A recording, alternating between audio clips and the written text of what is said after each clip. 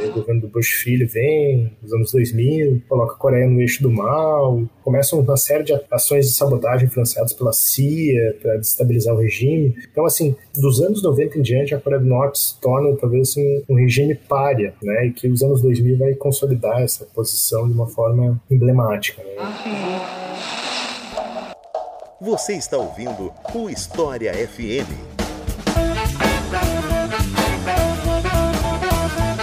Salve, ouvintes do História FM, bem-vindos a mais um episódio desse podcast produzido pelo Leitura Obriga História. Eu sou Iclis Rodrigues e hoje vamos falar sobre a Coreia do Norte. E não só sobre o país em si, mas logicamente a formação dessa divisão entre Coreia do Norte e Coreia do Sul, que está até hoje em voga e até hoje é um ponto importante na geopolítica internacional. Mas para entender esse conflito, a gente precisa entender pelo menos um desses atores que está sempre nas notícias e gera muita controvérsia, tem muita briga retórica em cima desse país, da história dele, do governo atual, enfim. Para falar sobre isso, eu convidei mais uma vez aqui no História FM o professor Fernando Pureza, a quem eu passo a palavra para se apresentar para vocês. Então, Fernando, seja bem-vindo e fique à vontade.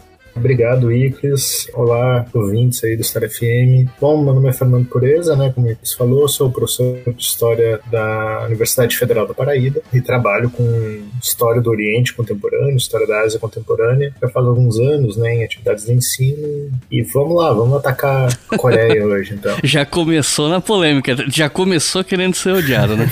Eu não falei qual, hein? Eu não falei qual. Então tá bom, vamos falar um pouco mais sobre a Coreia do Norte depois dos comerciais.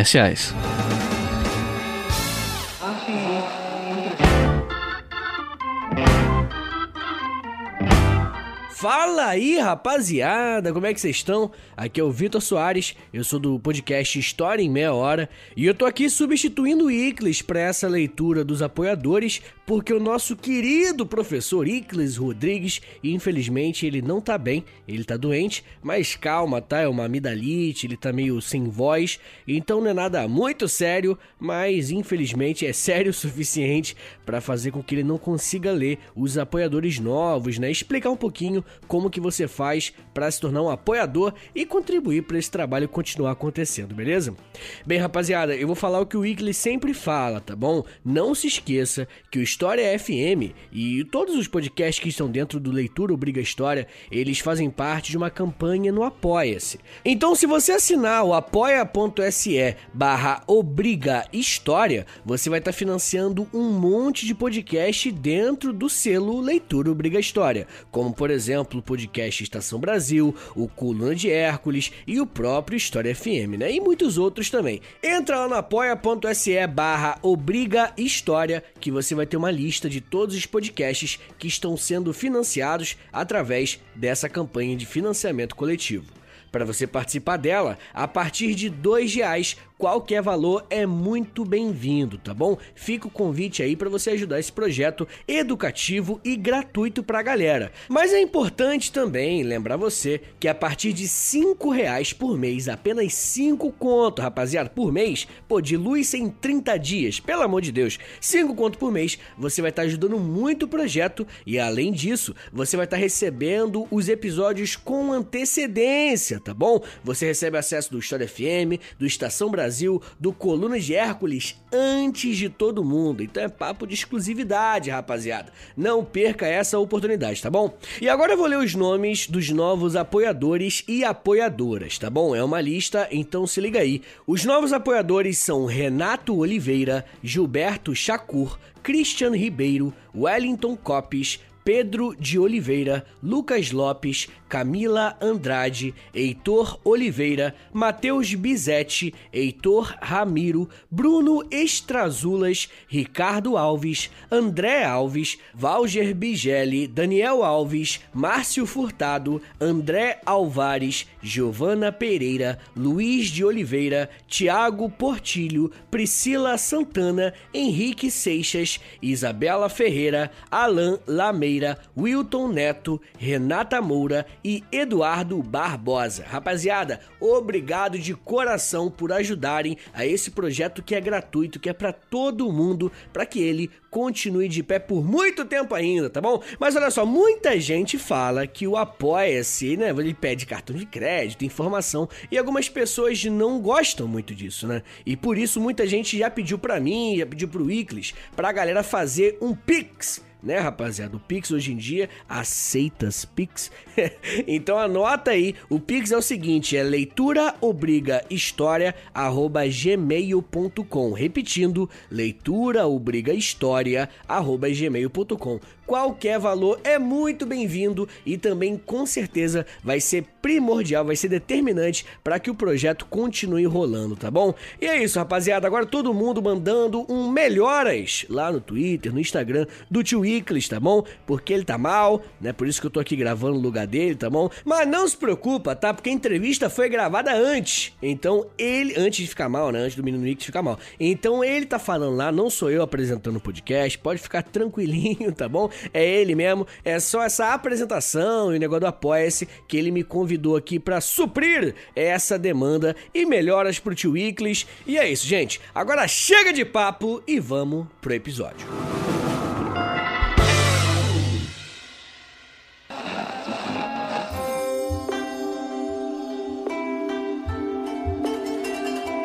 Bom, eu fiquei um pouco na dúvida de como eu ia começar esse episódio, mas pra não voltar muito no tempo, voltar para um período pré-moderno, algo do tipo, eu queria começar perguntando sobre a ocupação japonesa da Península Coreana em 1910. Como é que foi essa ocupação que aconteceu, né, entre 1910 até a Segunda Guerra Mundial? Bem, entendo que você não queira voltar, Iclis, mas eu vou ter que voltar um pouquinho, tá?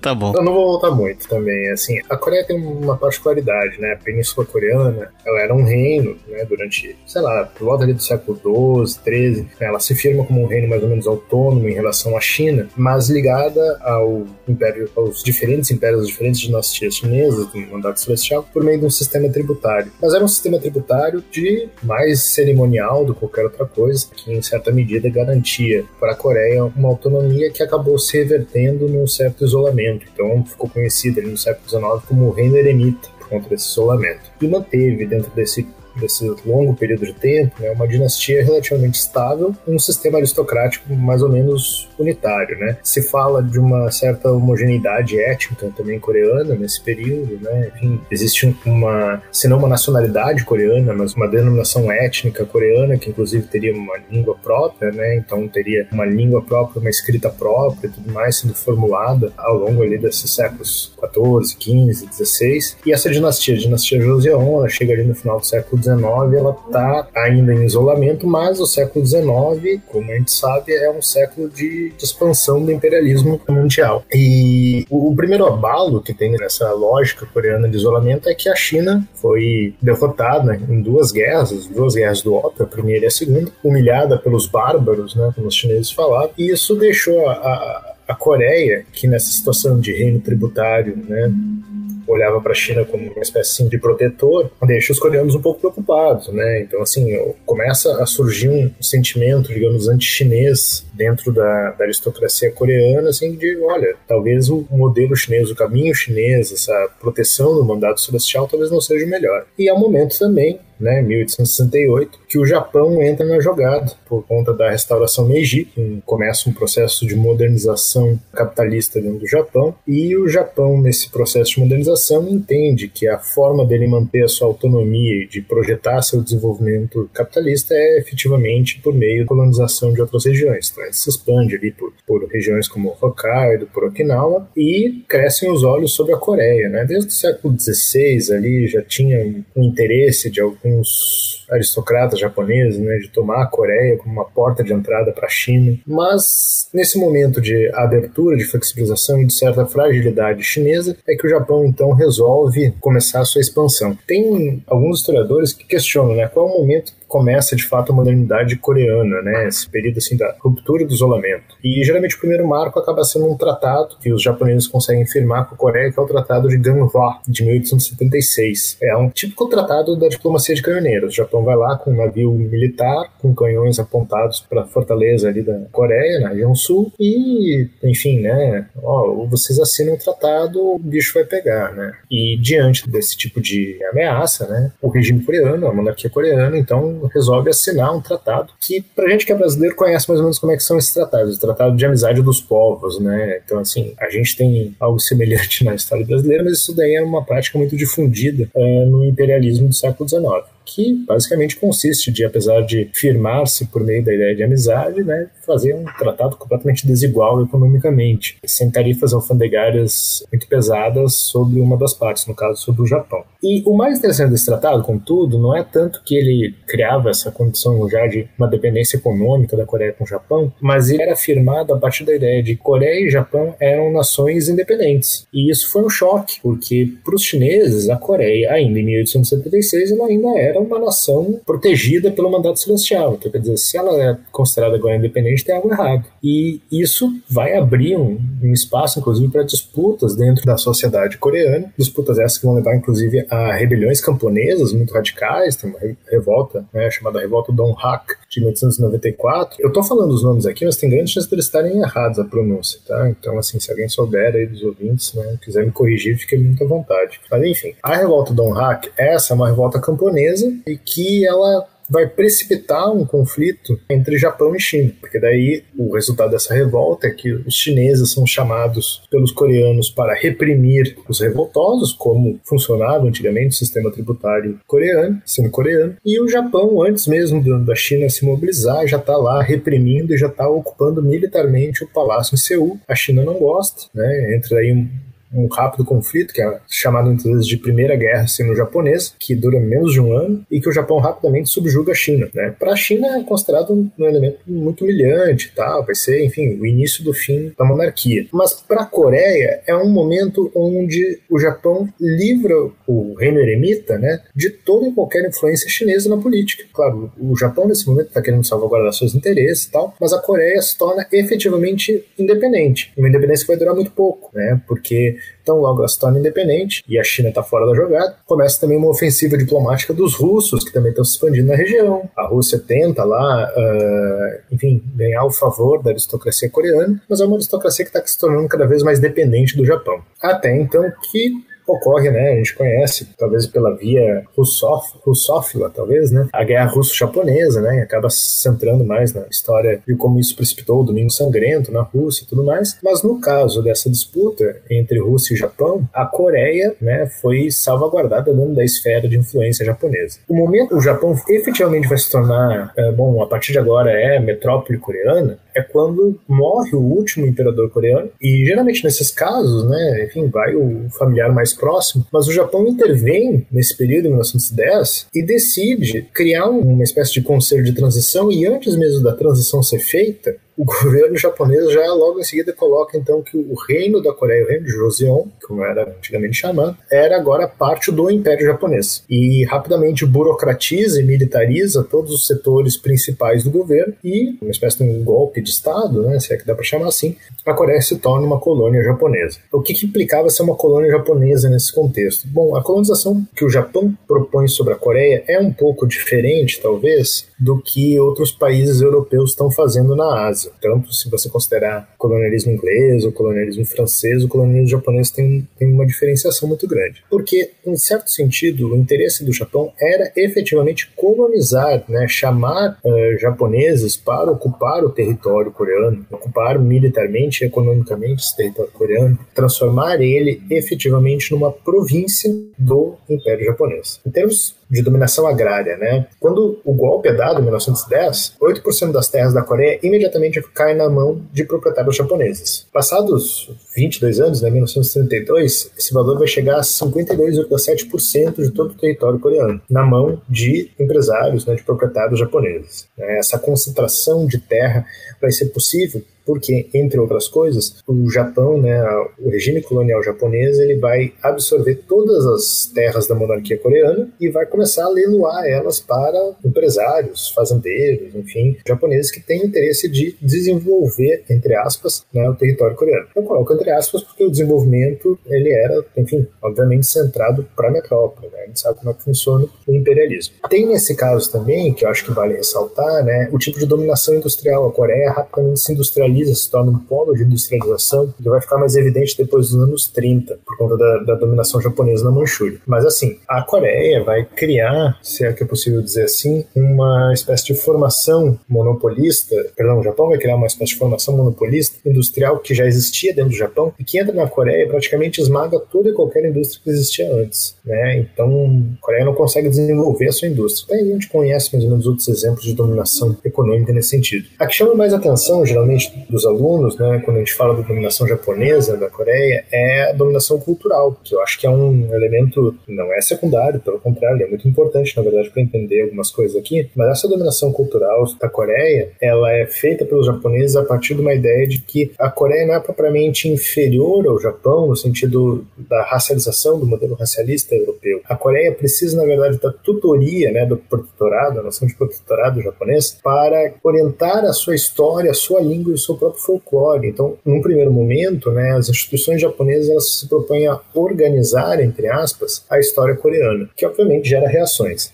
Depois, mais tarde, na era Showa, né, ali quando o Japão se militarizava e se caminhando para um regime mais próximo do fascismo, daí começa um processo de apagamento deliberado, de fato, né, de elementos da história, da língua e do folclore coreano, inclusive da imposição depois de nomes japoneses para as famílias coreanas, da supressão do coreano como língua, queima de livros, queima de autores, etc. E, por fim, e talvez os mais impressionantes, é a extensão do que a gente poderia chamar talvez de um missionarismo shintoísta, que é um troço, assim, uma religião que, enfim, ela é tipicamente japonesa, né, ou talvez exclusivamente japonesa, e que o Japão passa a exportar para a Coreia como única religião possível naquele contexto. Em termos políticos, o que eu acho que torna daí a mais, não digo que é a mais impressionante, mas que talvez seja mais interessante para a gente entender a dominação japonesa, veja bem, a Coreia não tinha propriamente uma estrutura burocrática, né, enfim, nessas transições que desse conta da necessidade que o Japão tinha de expropriação do excedente capitalista. Então, o que o Japão faz? Ele envia boa parte do seu oficialato japonês para criar a burocracia coreana, desde os correios até a supervisão de obras públicas, espionagem, coleta de impostos, tudo fica sob controle japonês. A coisa é tão grande, né, que dentro das próprias escolas coreanas vai ter os chamados mestres japoneses que vão lá orientar desde a punição corporal até, enfim, as apostilas a serem estudadas e tudo mais. Então há uma presença política colonizadora muito grande e, enfim, ela se acirra, como eu disse para você, a partir de 1927, a partir dali da era Showa, a partir do momento que o Japão começa já a se militarizar, e se militarizar já pensando, claro, né, no processo vindouro de expansão colonial, mas também, enfim, de pensar que a Coreia era efetivamente, né, e sempre foi vista pelos japoneses dessa forma, como uma porta de entrada para a China. Então, assim, tornar a Coreia uma espécie de fortaleza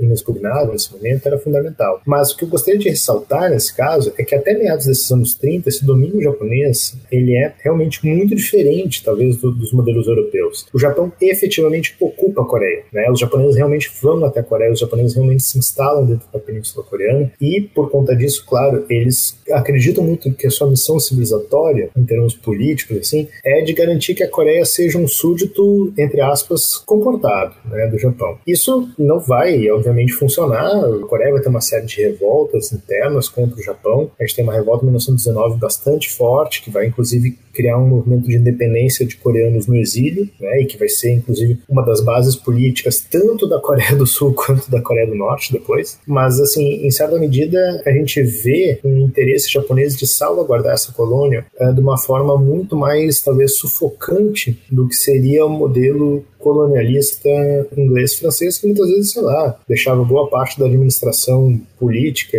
local, né, para os nativos, né, enquanto a administração central daí sim governada por britânicos ou franceses, né. É um modelo diferente e que é um modelo que, diante da militarização do Japão nos anos 20, 30 e principalmente nos anos 40, ele vai ser bastante, como é que eu posso dizer assim, ele vai se tornar cada vez mais sufocante, né, ele vai se tornar cada vez mais opressor para essa identidade nacional coreana. Mas tem um ponto que alguns historiadores, como Michael Seth ou André Bluso, que são dois historiadores mais, digamos assim, pró-ocidentais, né, que tem uma visão muito crítica da Coreia do Norte, ambos falam, até a colonização japonesa, e alguém poderia dizer até a Segunda Guerra Mundial, a Coreia ainda é entendida como uma unidade, né? Os japoneses não fazem distinção entre os coreanos. Então, assim, esse domínio político, esse domínio colonialista, imperialista, ele é dado pensando na Coreia como um todo, cultural, étnico, político e tal, ainda que orientado pelo Japão, ainda que submetido pelo Japão, mas existe esse entendimento. E que até ali na Segunda Guerra Mundial ainda vai se manter. Vai ser só depois, ali no pós-guerra, que o bicho vai pegar mesmo, né? Que as coisas vão se tornar um caminho sem volta, digamos assim. E falando disso, eu queria te perguntar justamente sobre essa ocupação na Segunda Guerra, sobre se ela ficou mais intensa, se ela foi a outros patamares que até então não tinham sido alcançados, se houve resistência interna, enfim. Bom, tem um dado que é muito legal de trabalhar, assim, as pessoas às vezes passam meio por cima, mas o Japão é um dos primeiros países que se recupera da crise de 1929. E isso é possível por duas coisas. Primeiro, porque ele manteve esse garrão sobre a Coreia, mas até e outros países também mantiveram seu domínio colonial, mas o Japão usou efetivamente desse domínio sobre a Coreia para se expandir militarmente na esteira da crise, né? Então, em 1931, o Japão se expande, agride a Manchúria, região do norte da China. A Coreia é a ponta de lança para essa agressão, e a tomada da Manchúria, né, que é uma das regiões mais ricas em minério da China, né, principalmente em carvão, ela vai ser, enfim, a grande conquista que vai alavancar, que vai conseguir tirar a economia japonesa do processo de recessão e vai permitir que ela, enfim, ainda que por bases cada vez mais militaristas, mais agressivas, ela consiga se expandir. Para a Coreia, nesse momento, ela se percebe que a militarização da sociedade, né, que os japoneses estão promovendo, ela é cada vez mais intensa. E a resposta a isso, na verdade, para muitos coreanos, é a resistência. Uma resistência que, em termos, daí começa um ponto meio polêmico. Em termos civis, essa é uma resistência que ela se encontrou mais no exílio do que dentro da Coreia. O Japão, desde 1925, portanto antes dessa era Showa, já criou leis que criminalizam comunismo, socialismo, anarquismo, as chamadas leis de preservação da paz ficaram conhecidas, e que depois ali na era Showa, aí sim, né, se delegou a pena capital para comunistas, socialistas, anarquistas, etc. Todo mundo que fosse minimamente ligado à esquerda poderia ser enquadrado nessa lei. E, claro, isso para a Coreia também valia. Daí é interessante, porque daí o que acontece com esses coreanos, então, que não tem espaço, né, da posição civil da Coreia? Eles vão para o exílio. Dois caminhos do exílio são os mais comuns nesse caso, né, das potências mais próximas. Se falava lá no século XIX que a Coreia era o camarão entre duas baleias, sendo uma o Japão, a outra a China, ou depois o Japão e a Rússia. Então, justamente isso. Então, se o Japão está dominando, né, boa parte da comunidade exilada coreana foi ou para a Rússia, para a União Soviética daí, ou para a China. E se encontraram, claro, a partir daí. A gente tem informação de pequenos núcleos comunistas. Ali já em 1918 já tem um ali na Sibéria, depois ali nos anos 20, daí surgem dois núcleos comunistas dentro da China, né? Os dois brigam entre eles, o Comintern não aceita nenhum dos dois, enfim, é uma confusão, uma dificuldade muito grande de organizar essa resistência civil coreana dentro da Península Coreana. Tem alguma coisa de guerrilha no norte, mas ainda assim, né, aproveitando ali da fronteira com a China, mas com a invasão da Manchúria em 1961, essas guerrilhas elas diminuem a sua atividade política e tal, elas se restringem mais a um banditismo rural do que qualquer outra coisa. Mas não é tão simples assim, né? Essa mística dos guerrilheiros, dos bandidos rurais, né, do norte da Coreia, isso ainda vai estar muito forte depois. Bom, onde é que a coisa talvez aperte mais, né? O Japão começa também as suas campanhas de migração de coreanos, né? Tipo, há um interesse dessa mão de obra considerada mais barata, que no momento que o Japão está se expandindo militarmente, né, está expandindo seu império, está indo para a China, está indo depois ali para o Sudeste Asiático, tá?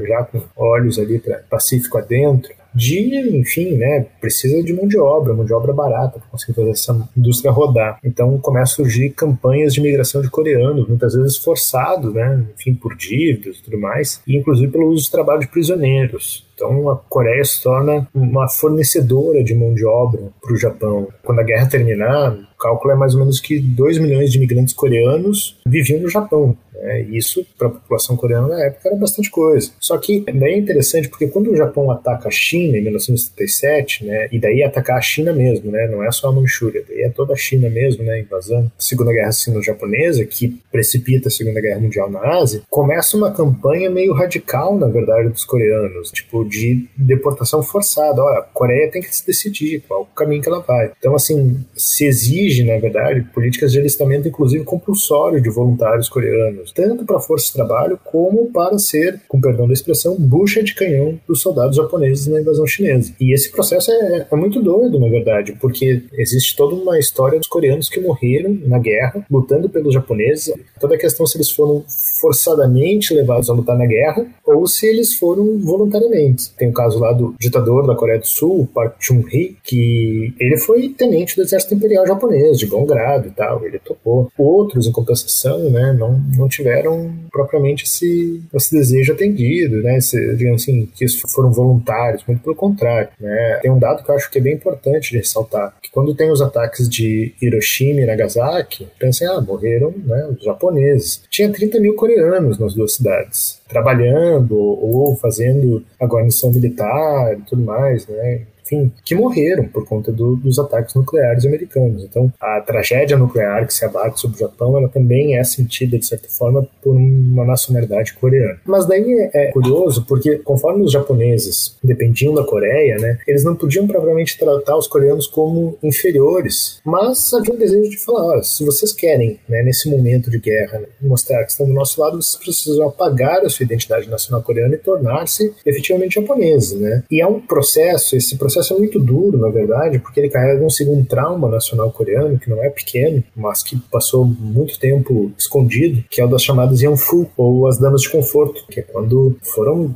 enfim, milhares, a gente está falando de estimativas de 50 a 200 mil mulheres coreanas foram levadas para o Japão, para territórios japoneses, né, durante a Segunda Guerra Mundial, para servirem como prostitutas, como mulheres de conforto para os soldados japoneses, né? E, claro, não era uma exclusividade das mulheres coreanas, mas elas eram a imensa maioria dessas Yanfu. Então, se fala de um processo muito brutal e violento de um certo estupro de guerra consentido uma pinóia, né? Mas enfim, mas que em certa medida também é uma forma dos japoneses entenderem que a Coreia não é inferior. É perverso dizer isso, mas enfim, é que permite a violência sexual. Não é uma raça inferior dentro dessa lógica. É um troço muito brutal. Para quem tem interesse nessas discussões, a gente tem obviamente muitas obras no Brasil, mas eu gostaria só de fazer aqui uma indicação antes de chegar no final do programa, porque a gente tem recentemente aquela graphic novel chamada Grama, de uma autora chamada Kyung-suk Gendry-Kim, que é justamente com os depoimentos das primeiras damas de conforto, os primeiros depoimentos públicos, que só vieram a falar na esfera pública coreana, na Coreia do Sul, no caso, nos anos 90. Né? Então é uma história que passou muito tempo silenciada, né, de brutalidade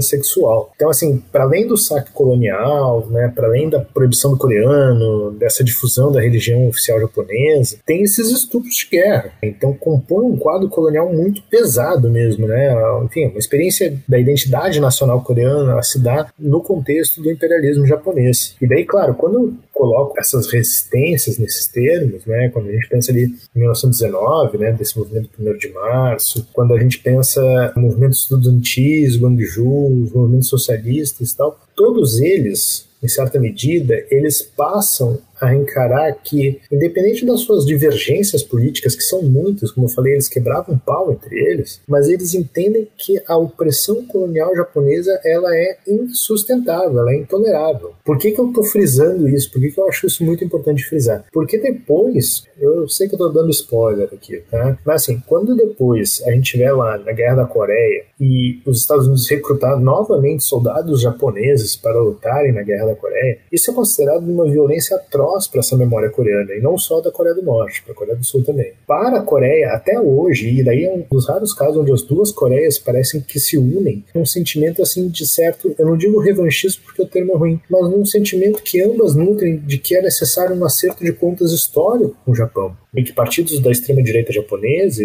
e às vezes nem tão da extrema-direita, tendem a negar, tendem a esconder a possibilidade desse acerto de contas, de falar dos crimes cometidos, a própria história das damas de conforto é uma história que demorou muito para o governo japonês reconhecer. Então, enfim, é um tema polêmico, para dizer o mínimo, né? Enfim, é algo que já entra no campo já dos direitos humanos e tal, e que, enfim, ainda hoje é muito vivo dentro da memória das Coreias. Para fechar só essa questão das resistências que eu gostaria de falar aqui, é só lembrando também que uma das resistências mais famosas que vai ter nessa época, e que daí pode orientar já a próxima pergunta, né? Mas enfim, é a resistência que tem do Partido Comunista Chinês, né? O Partido Comunista Chinês vai ter uma série de ações de resistência contra os japoneses, e vai ter muitos coreanos que vão se filiar ao Partido Comunista Chinês para poderem lutar contra os japoneses, né? Então, enfim, é da onde inclusive vai se criar daí alguns mitos sobre a figura do Kim Il-sung, que vai ser o primeiro líder norte-coreano, né? Ante estos hechos, solo me cabe decirle a los trabajadores, yo no voy a renunciar. E depois que a Segunda Guerra acabou, como é que as coisas foram se encaminhando até chegar na Guerra da Coreia? Na verdade, eu vou deixar a guerra em si para a próxima pergunta, né? E algum dia eu quero fazer um episódio só sobre a Guerra da Coreia. Mas, no momento eu queria saber como é que se deu essa escalada entre o fim da Segunda Guerra e a Guerra da Coreia em si. Bom, vamos partir do final, né, da Segunda Guerra Mundial, né? Os Estados Unidos soltam as bombas de Hiroshima e Nagasaki. Você já tem um episódio, né, do História FM que é bem legal sobre a Guerra no Pacífico. Mas é isso, assim, a ação, o uso das armas nucleares, né, ali contra as cidades japonesas tinha essa pretensão de acelerar a rendição japonesa, ao mesmo tempo que também tentava cortar os avanços dos soviéticos na Ásia, né? Como Stalin já estava anunciando a abertura dessa frente asiática, tinha um receio, não só do alto comando, né, do exército dos Estados Unidos, mas também dos próprios japoneses, né? Pô, uma coisa é ser julgado pelos americanos e tal, outra coisa seria ser julgado pelos soviéticos. Eles estavam vendo como é que a coisa estava se firmando lá na Alemanha. Então, quando o Japão se rende aos americanos, nesse momento os soviéticos já estão praticamente controlando toda a Manchúria, todo aquele norte da China,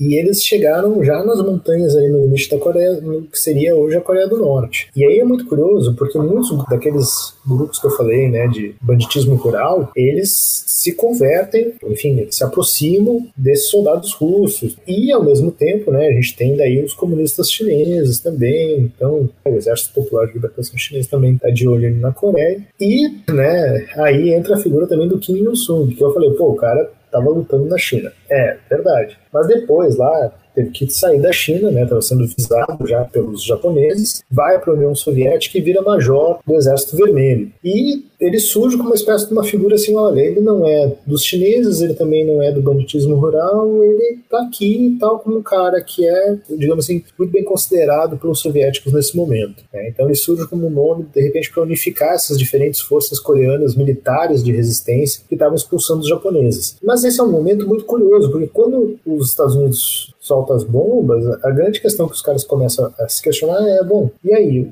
os soviéticos vão continuar avançando, os coreanos vão se organizar, como é que isso vai ser feito, né? O Bruce Cummings e outros historiadores sobre as Coreias, né, sobre a Coreia do Norte em particular, eles falam que até aquele momento nem coreano, até 45, nem coreano achava que era possível dividir as Coreias, não fazia sentido isso. Tem gente que fala, né, que a história das Coreias lá no século 3, 4 e tal, a divisão dos 3 reinos, mas eu particularmente acho que isso não está no horizonte, nenhum dos historiadores fala nisso, né? O que está no horizonte em 45 é a ideia de uma unidade coreana anti-japonesa, anticolonial. E no momento que Estados Unidos e União Soviética entram nessa parada, eles estão lá, claro, em alta, já tentando dividir o mapa da Europa, alguma coisa ali do Oriente Médio, mas a Coreia estava completamente fora do radar. Então há uma definição praticamente muito arbitrária nesse momento de que talvez o paralelo 38, que vai ficar famoso depois, seria, digamos assim, uma referência geográfica para a separação entre as forças de Estados Unidos e União Soviética. Mas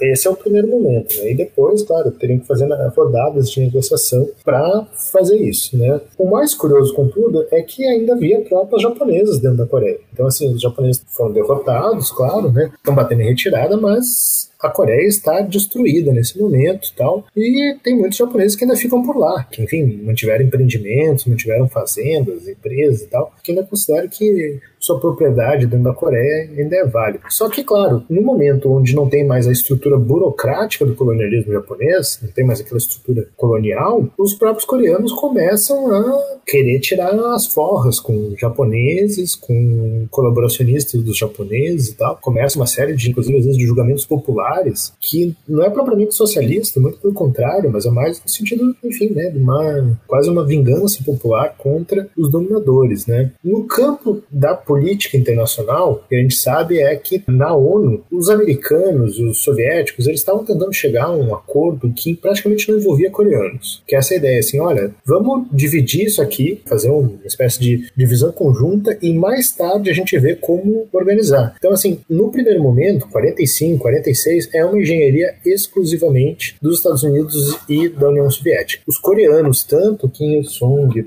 quanto depois o Syngman Rhee, que vai ser o principal líder da Coreia do Sul nesse primeiro momento, eles eram completamente contrários, né? Eles consideram a ideia da divisão ofensiva. Porque é isso, eles se veem como um único povo, né? Ainda que eles tenham, né, começam a surgir movimentos, digamos assim, diferentes e tal, mas é absurdo, né, que haja tal interferência, tal intervenção de americanos soviéticos para dividir a Coreia, né? No momento onde os japoneses estão batendo retirada, no momento onde os Estados Unidos e a União Soviética estão dividindo a Coreia, ainda há 3 grupos políticos bastante distintos que se formam dentro da Península Coreana. De um lado, a gente tem o Exército Popular de Libertação Coreano, que o Kim Il-sung vai se tornar efetivamente o líder militar. Nesse primeiro momento, ele é um líder militar, ele não é propriamente um líder político, mas é um líder militar com apoio da União Soviética. Isso é bastante importante. Existem outros nomes mais, digamos assim, mais tradicionais do socialismo coreano que estão ali e tal, vão ser importantes, mas o Kim Il-sung é o líder militar. O outro grupo político que a gente tem, que está mais concentrado no sul, principalmente entre os latifundiários, é de um antigo líder estudantil coreano chamado Syngman Rhee, que, ele estava lá nas lutas de 1919 e tudo mais, mas em 41, sentindo o andar da carruagem, né, e vendo como os Estados Unidos estavam entrando na guerra e tudo mais, ele se aproxima do Departamento de Estado americano. Então ele se torna, digamos assim, testa de ferro dos interesses americanos nessa questão. E tem um terceiro grupo que não está propriamente ligado nem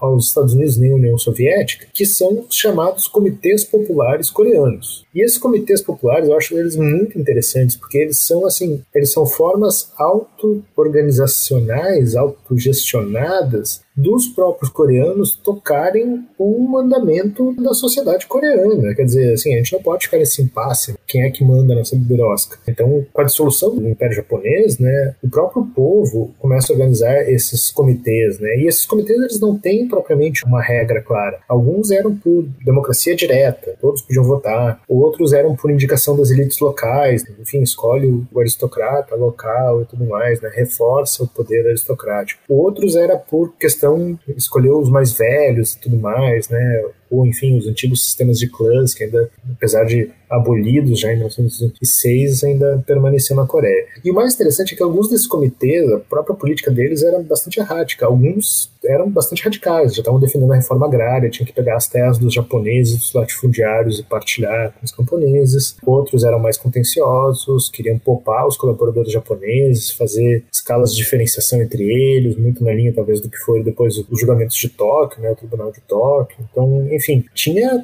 uma série de políticas. Então, como é que a gente vai chamar esses comitês populares de um grupo político à parte? Porque, nesse momento, os comitês eles têm mais autonomia do que o Kim Il-sung e o Syngman Rhee, né? Eles não estão propriamente ligados a uma superpotência. O Kim Il-sung, claro, ele está no lado comunista, ele estimula esses comitês, mas dentro deles ele tenta garantir uma hegemonia, né? Senão os partidos de esquerda, né, são mais de um, inclusive, né? Tem os antigos comunistas, tem o recém-criado Partido dos Trabalhadores da Coreia, que depois vai, enfim, né, vai ser o principal nome político aí, né, a principal estrutura política. Então todos eles tentar garantir, né, que esses comitês vão mais para a esquerda, digamos assim. Os militares soviéticos estão muito interessados nisso também. É o caminho que eles veem assim como um caminho, digamos, mais concreto para a Coreia tornar-se, né, um país do bloco socialista. Mas é muito curioso porque daí, como eu disse, né, surgem outros líderes nesse período. E alguns líderes começam a falar, não, o comitê é mais importante do que a diretriz soviética, né? Aquela coisa, o comitê é o momento onde a gente pode, sei lá, democratizar de fato essa sociedade, redistribuir as terras, redistribuir os recursos, fazer a revolução sem pedir permissão, né? Então, assim, mesmo entre a esquerda, os comitês passam a ganhar, assim, entre as muitas esquerdas norte-coreanas, os comitês passam a ganhar uma presença muito grande. Só que no sul, coisa complicou, porque daí a presença americana, né, a gente sabe, tem essa história do Syngman Rhee que vem para lá, e as elites coreanas, principalmente as elites que se beneficiaram durante o colonialismo japonês, elas passam a apoiar o Syngman Rhee porque, apesar dele se dizer nacionalista, ele é um cara que ele não está querendo radicalizar contra esses colaboradores, ele não quer tocar na propriedade privada, ele está se colocando, na verdade, como eu disse, já como um testa de ferro dos interesses americanos. Então, assim, começa uma varredura sobre os grupos mais democráticos dos comitês populares, eles passam a ser acusados de comunismo, são assassinados de forma sumária, né? Enfim, os próprios comitês no sul passam a sofrer uma série de repressão, inclusive com ex-agentes japoneses participando, né? Que no final das contas os agentes japoneses, muitos deles pelo menos, ensinaram os americanos ali em 45 a reprimir na Coreia, né? O que precisa para reprimir, a inteligência, etc e tal. Então o Syngman Rhee, os americanos, em certa medida, mantiveram parte dessa estrutura repressiva japonesa, principalmente na região sul. E no sul, é muito curioso, o Syngman Rhee, ele deu um golpe, né, ali em 48, que garante a sua eleição, por meio de eleições censitárias, um troço assim que, para os próprios princípios dos americanos, foi considerado assim excessivo, porque ninguém tinha renda na Coreia do Sul. A fatia que vai eleger ele é muito pequena, né? Mas ele se elege lá com 90 e tantos por cento, tal, tipo de ditador, né? Esse é um ponto que as pessoas não se dão por conta, né? A Coreia do Sul também é uma ditadura nesse contexto. Bom, só para ressaltar aqui, né, uma das ações mais violentas dessa repressão, né, dos americanos, desses nacionalistas coreanos, ela vai se dar ali na ilha de Jeju, no sul da Coreia, que os comitês lá foram tomados, sim, pelo Partido dos Trabalhadores da Coreia, Partido dos Trabalhadores da Coreia do Sul, e que, enfim, era um movimento que daí conseguiu, de fato, fazer greve, tentar tomar o poder e tal. Então, assim, havia chance de ter um movimento socialista forte na Coreia do Sul, e que em Jeju ele foi duramente reprimido, né? Se fala em 10% da população da ilha sendo assassinada, valas comuns, assim, e gente joga calcário lá para dissolver os ossos, não serem identificados pela família, enfim. Em certa medida, o primeiro momento de repressão que a gente tem na história das Coreias, dessa divisão das Coreias, é 47, 48, com o Sul radicalizando a coisa. O Norte, na verdade, começa, claro, os processos de julgamentos populares e tal, mas o que acontece, em via de regra, no Norte da Coreia, esse avanço dos socialistas, é que o que haveria, talvez, de uma burguesia coreana no Norte, ela migra para o Sul, rapidamente. Ela entende que o Sul é um lugar onde ela pode, digamos assim, se aferrar e se proteger nesse momento. Vai abandonar lá suas terras no Norte? Vai, mas assim, é se proteger. E, enquanto isso, os movimentos socialistas, ou, sei lá, às vezes até mais democráticos do Sul, são rapidamente destruídos. O grau que a coisa, digamos assim, impulsiona para uma violência que vai se tornar a guerra inevitável, em certa medida, é que, ainda que União Soviética e Estados Unidos não consigam conter essas ondas de repressão dos dois lados, em certa medida, os americanos, eles entendem que, olha, bem ou mal, os comitês populares são mais legítimos do que essa presidência falcatrua do Syngman Rhee, né? Então, assim, ou a gente começa a ocupar militarmente, de fato, a Península Sul-Coreana, ou a gente começa a se preparar para um conflito efetivo, né? Ou então a Coreia vai se tornar socialista. A visão é essa, né? E daí, claro, em 48, a Coreia vai fazer suas eleições também, a Coreia do Norte vai também promover aí o Kim Il-sung como líder, e é isso, né? Vai chegar ali em 49, né, um pouco antes da guerra, não tem nenhuma possibilidade de unificação do território coreano. A visão de dividir ali em paralelo 38, ela já está dada. E quando a guerra estoura efetivamente, né, ali em 1950, quando Kim Il-sung faz uma ofensiva, promete mundos e fundos para os soviéticos, diz que vai ser rápido, né, o Sul já está com ele, que os partidos do Sul já estão ali se levantando, os caras mesmo já subestimaram, né, o grau de violência e repressão do Sul da Coreia, e começa daí um grau de acirramento escalonamento de violência que, enfim, né, o impasse que fica dado, ainda que os norte-coreanos consigam avançar militarmente muito, conseguem chegar até Seul e tudo mais, o fato é que essa divisão artificial criada em 1945, ela se tornou intransponível. Os comitês populares que poderiam, em alguma medida, ter dado a possibilidade de um desenvolvimento, entre aspas, autônomo da Coreia, eles foram, de um lado, hegemonizados pelos socialistas e, por outro, duramente reprimidos pelos nacionalistas coreanos. Então, assim, no final das contas, esses comitês, no final das contas, se tornaram, digamos assim, abandonados, estéreis, né? Eles pararam de ter poder e essa política se polarizou dentro do território coreano. E se polarizou se geograficizando, digamos assim. Que é isso, fica marcado diretamente aí que o norte é socialista e o sul ainda é, entre aspas, capitalista, americano e tal. Tem outras coisas para falar da guerra, mas é que eu acho que nesse contexto até não cabe. Mas é isso, assim, dá para entender que é o dedo dos Estados Unidos e da União Soviética que cria essa divisão, né? Entre os coreanos até 1950 não havia nenhum interesse de manter ela, dos dois lados, inclusive. E como é que foi essa guerra exatamente? Eu sei que é complicado. É uma guerra muito brutal, sabe? Assim, a gente pensa assim, não, uma guerra de 3 anos, ela é relativamente curta, tem um hiato ali entre 52 e 53, que as forças não avançam e tal, mas é uma guerra muito brutal, ela é muito violenta, né? Os americanos, a postura dos americanos na guerra, no primeiro momento, era de tentar conter os soviéticos, mas quando a China entra no conflito também, a China é convocada, se entende que os coreanos precisam, né, da ajuda do Exército Popular de Libertação, né, dos chineses, daí os Estados Unidos perdem todos os escrúpulos, o Douglas MacArthur, né, o famoso general americano, ele vai transformar o governo sul-coreano, o recém-governo sul-coreano, em um governo sem poder nenhum, que vai mandar vai ser ele. E o MacArthur, na verdade, é um caso muito interessante aqui, porque, assim, eu não sei que tipo de imagem se constrói sobre ele, geralmente na história militar, mas o cara pra história da Coreia, e daí para as duas Coreias, o MacArthur é um psicopata, porque é o cara que chega e fala, olha, no ritmo que tá essa guerra, se a gente quiser efetivamente ganhar, ele fala isso para os Estados Unidos, tem inclusive a aquiescência do Truman em alguns momentos, depois o Truman manda ele pastar, mas ele fala, a gente tem que largar uma bomba atômica nos caras,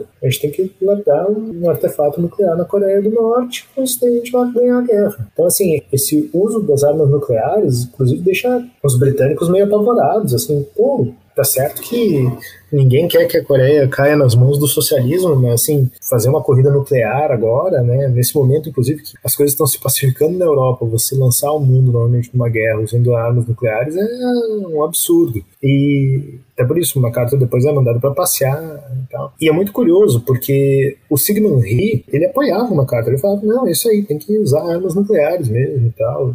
A única linguagem que os comunistas entendem é a força e papapá. Ao mesmo tempo, que a gente acha isso um absurdo, e obviamente a China e a União Soviética entendem, na verdade, que os Estados Unidos não tem mais sentido os Estados Unidos estar lá, né? Enfim, em termos de forças militares terrestres, é o Exército Popular de Libertação Chinês, que, enfim, acabou de ser vitorioso da Guerra Civil, né? Os caras estão mandando tropa atrás de tropa. O Exército Norte-Coreano, que está sendo armado pelos soviéticos, e às vezes até algumas tropas voluntárias dos soviéticos. Então, quer dizer, se entende que os Estados Unidos não têm a menor chance de proteger a Coreia nesse contexto. Mas, a partir de 51, né, se considera ali 52 já, que tem um impasse, né, aquelas séries americanas, Nash e tal, são séries sobre esse momento de impasse, né, de que, olha, a guerra não anda, não faz sentido mais fazer nenhum avanço, e curiosamente as forças estão próximas de novo do paralelo 38, então talvez seja o caso de retomar, né, o paralelo 38. E daí é muito curioso, né, nessa história do paralelo 38, né, nessa escolha quase sepulcral, né, que vai marcar o destino das Coreias.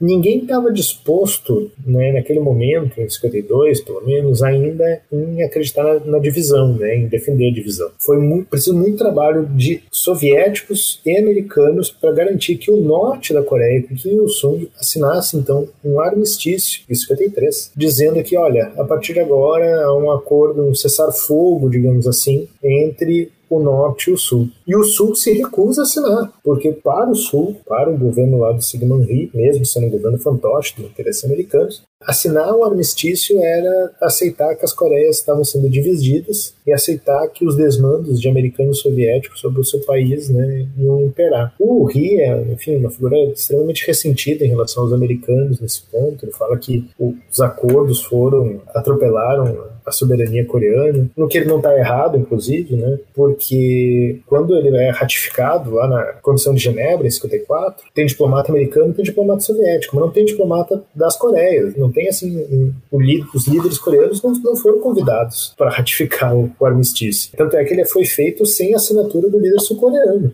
Então, quer dizer, tem a assinatura lá do Kim Jong-il, né? Fica uma coisa meio maluco, porque, inclusive, né, em Genebra, os caras vão fazer a mesma coisa com o Vietnã, né, no paralelo 17. Enfim, arbitrariedades diplomáticas desse mundo pós-guerra. Mas para a Coreia do Norte quanto para a Coreia do Sul, e esse é um dado super importante, eles ainda estavam em guerra. Eles só tinham aceitado, ou só, enfim, tiveram que aceitar a ideia de uma zona desmilitarizada no paralelo 88, porque, enfim, né, uma coisa é peitar o vizinho do norte, ou o vizinho do sul, outra coisa é peitar os Estados Unidos e a União Soviética de novo. Então é um acordo, entre aspas, de paz que as superpotências conseguem costurar, mas que não é propriamente um tratado de paz. De novo, ele é um cessar-fogo. Até pouco tempo atrás, o Sul ainda não reconhecia o armistício. Então, quer dizer, em tese, eles ainda estavam em guerra. E esse é um dado importante, inclusive, para entender a militarização tanto da Coreia do Norte como da Coreia do Sul. Né? Esse entendimento de que a guerra ainda está em andamento, que ele poderia ser quebrado a qualquer momento, inclusive. Mas, assim, só para não perder isso de vista, né, eu falei lá das armas nucleares, mas é que, assim, ó, mesmo os Estados Unidos não soltando bombas atômicas na Coreia, os índices são meio impactantes, né? São 635 mil toneladas de explosivos soltados de aviões americanos, né? A Coreia não tinha força aérea, os soviéticos mal tinham força aérea também, tá? Os americanos testaram a napalm, eles são acusados de testar armas biológicas também, né? Coisa que depois, na Guerra do Vietnã, ia ser usada em larga escala, né? A Coreia do Norte foi, em certo sentido, um laboratório no Extremo Oriente. E daí tem cálculos, Bruce Cummings, né, o historiador americano, fala, né? 18 das 20 maiores cidades do norte, da região norte da Coreia, não necessariamente da Coreia do Norte, elas foram obliteradas parcial ou definitivamente pelas bombas americanas. E muitas delas atingiram, inclusive, o sul do país, né? Os americanos, os bombardeios americanos, esse mau hábito, né, dos bombardeios americanos de errarem os alvos, muito comum nessa guerra, de ataques, inclusive em cidades fronteiriças do sul que estavam do lado americano, feito por aviões americanos. Quer dizer, assim, é uma sucessão de desastre. Esse bombardeio da Coreia pelos americanos é um troço que até hoje alimenta, assim, uma série de resistências, não só do norte, principalmente do norte, vocês devem imaginar, claro, mas do sul também em relação aos americanos. Né, esse sentimento de que, olha, ok, os Estados Unidos podem até ter nos livrado do socialismo e tal, mas os caras destruíram quase o país inteiro para garantir, sei lá, um acordo de paz mequetrefe, que nem sequer é um acordo de paz efetivamente. E para os norte-coreanos, enfim, é brutalidade. Os Estados Unidos destruiu uma geração inteira, praticamente. O uso de armas, uma capacidade bélica muito maior do que os coreanos tinham, inclusive.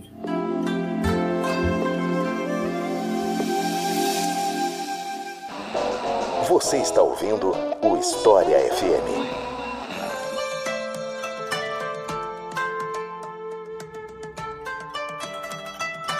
Entre os anos 1950 e 1960, a Coreia do Norte teve um crescimento muito grande, inclusive bem maior que o da Coreia do Sul, o que para algumas pessoas pode soar estranho porque hoje a Coreia do Sul é um país muito rico, né? Mas nem sempre foi assim. Então eu queria te perguntar, como é que isso aconteceu? Como é que a Coreia do Norte conseguiu crescer tanto nessa década? Então, é muito doido isso, na verdade, porque a gente tá muito, hoje em dia, né, claro, a gente tá muito ligado a essa visão do chamado milagre, né, sul-coreano, de crescimento e tudo mais. Mas assim, né, em linhas mais gerais, que a gente poderia falar é que, de fato, a reconstrução das Coreias nesse período de pós-guerra, né, da pós-guerra da Coreia, a Coreia do Norte achou um caminho de desenvolvimento que, em certo sentido, superou a Coreia do Sul. A Coreia do Norte, enfim, foi praticamente arruinada, né, no final da guerra, falei ali antes, e a reconstrução do país, né, se tornou um ponto de debate, e de um debate que inclusive vai levar a uma cisão dentro do principal partido das forças da esquerda, ali, que é o Partido dos Trabalhadores da Coreia. Por quê? Porque tinha duas visões, digamos, de reconstrução.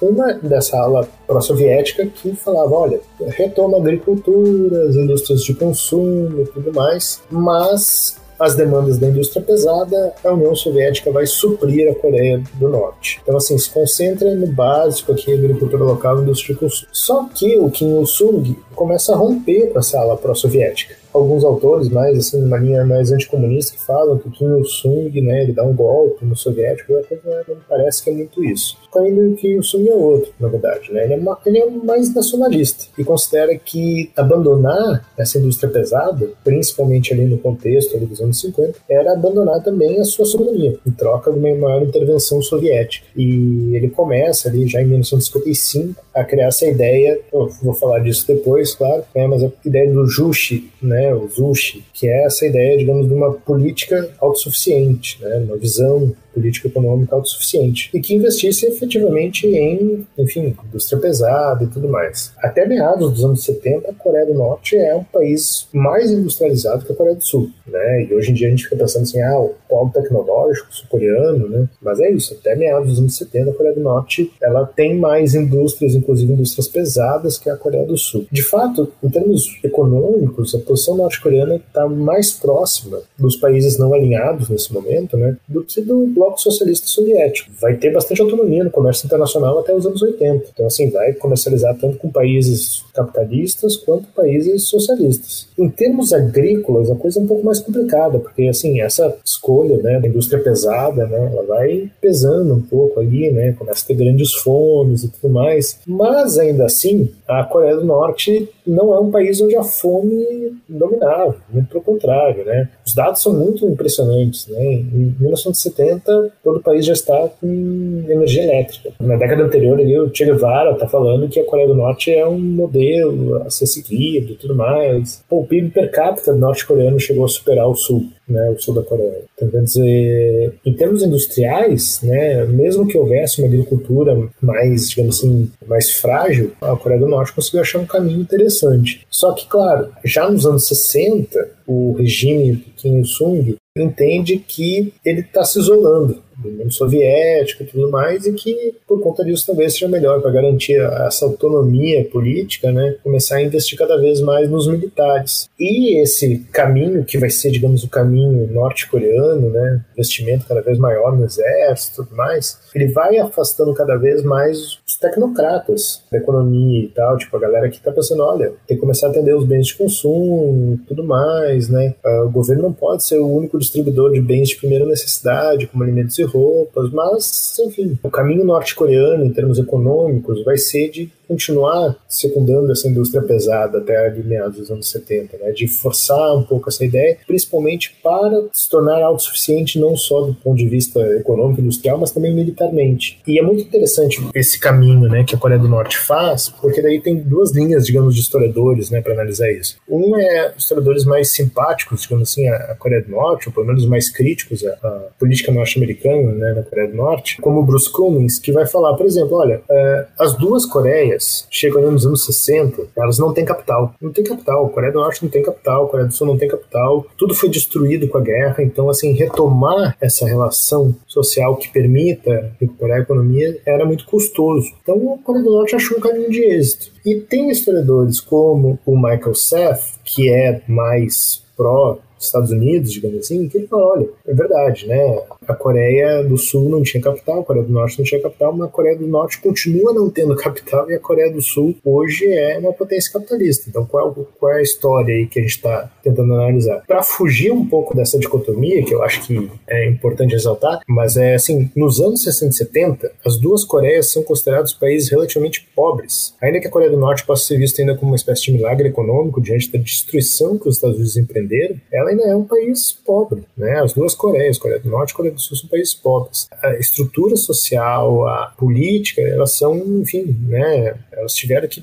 partir desse princípio dessa ausência de capital. E aí é uma característica interessante. Enquanto na Coreia do Sul isso depois vai ser, essa construção desse capital vai depender de um estado autoritário, brutal, ditatorial, a Coreia do Norte, por outro lado, né, nessa ausência de capital, ela vai conseguir estabelecer uma espécie de igualdade, não por meio de uma imposição de um estado que vai, sei lá, suprimir a burguesia. Não vai ter burguesia praticamente. Como eu disse, boa parte do que havia de burguesia na Coreia, né, na região norte, vai migrar para o sul. Então, assim, vão lá abandonar a terra, vão abandonar a fábrica e tal, e vai ficar na mão dos trabalhadores. Então, assim, a igualdade não foi propriamente um processo, e esse é um ponto que alguns autores falam, né? A Revolução Norte-Coreana, ela não foi propriamente uma revolução, não foi uma guerra. Por meio da guerra que foi possível construir a revolução. Diferente, sei lá, do que foi a Rússia, né, que tem a revolução e depois a guerra civil e tudo mais. Então, assim, ainda que o Sul depois tenha se desenvolvido e tudo mais, né, que tem o golpe militar, mudança de industrialização e tudo mais, chama muita atenção isso. A Coreia do Norte chegou ali nos anos 60 como um modelo, né, não só para socialistas, outros economistas e tudo mais, né, de um país industrial, um país pequeno, industrial, pobre, mas com muita igualdade, que garantia eletricidade para toda a sua população, que tinha erradicado o analfabetismo. Então, assim, falar disso hoje é surpreendente porque a Coreia do Norte hoje não tem esses mesmos índices, é bom dizer. Mas é isso, assim, era um fenômeno na época. E como é que era a relação da Coreia do Norte com a China, com a União Soviética e com a própria Coreia do Sul durante a Guerra Fria? Então, é difícil essa daí, porque a história com a União Soviética, com a China, com a Coreia do Sul, depois até comento que talvez não seja tão difícil, mas ela requer alguns detalhes também. Mas entre a Coreia do Sul e a China, a Coreia do Sul e a União Soviética, é uma relação bastante complicada, porque boa parte do discurso do Kim Il-sung, ali nos anos 50, é de que, apesar dos chineses, apesar dos soviéticos, né, a guerra da Coreia foi vencida pelos coreanos, certo? Então, assim, nós conseguimos efetivar nossa revolução, fortalecer o nosso regime, nos negando a ser fantoche dos interesses dos estrangeiros, né? Nós não somos mais o camarão entre baleias. Então, assim, ainda que os soviéticos inicialmente tenham visto Kim Il-sung como um fantoche, depois da Guerra da Coreia ficou muito evidente que ele tinha um outro caminho, ele estava procurando outra entrada política. E quando rola o relatório Khrushchev, lá em 56, acusando lá o Stalin, né, das práticas stalinistas, tal, de perseguição, culto à personalidade, expurgos, tal, o Partido dos Trabalhadores Coreanos tem um racha também, que tem a ver com aquela discussão que eu falei de ala pró-soviética, né, que defendia a reconstrução lenta e tudo mais, mas tinha a ver também com essa ala pró-soviética também, começando a criticar. Olha, o Kim Il-sung é um cara autoritário, persegue os seus oponentes políticos, é um cara que faz um culto à personalidade muito complicado, etc, etc. E essa ala pró-soviética bate de frente com o Kim Il-sung e tenta dar um golpe nele, e que o golpe é furado. Enfim, Kim Il-sung gozava de bastante prestígio, né, entre os diferentes grupos dentro do Partido dos Trabalhadores Coreanos. A ala soviética era vista como uma ala de estrangeiros e, enfim, chega ali um processo entre 56 a 1960, ou seja, de 4 anos, tem um expurgo violento no Comitê Central do Partido dos Trabalhadores Coreanos. O Adrian Buzo chega a calcular, esse historiador calcula algo em torno de 70% do Comitê Central de 56 tendo sido expurgado, questão de 4 anos. Então, assim, ele limpou, ele tirou toda o que seria a ala pró-soviética ou grupos não propriamente inclinados ao Kim Il-sung desse modelo. Ele aproveita também, já limpa a galera também que estava mais próxima da China. Enfim, essa cisão com os soviéticos ela foi muito sentida, né, nesse primeiro momento. Então, assim, o salto industrial norte-coreano é no momento onde a Coreia do Norte meio que rompe com os soviéticos. Somente no final dos anos 60 é que a Coreia do Norte vai tentar se reaproximar da União Soviética e tudo mais. A própria ideia da política da detente que o Khrushchev está tentando fazer, né, de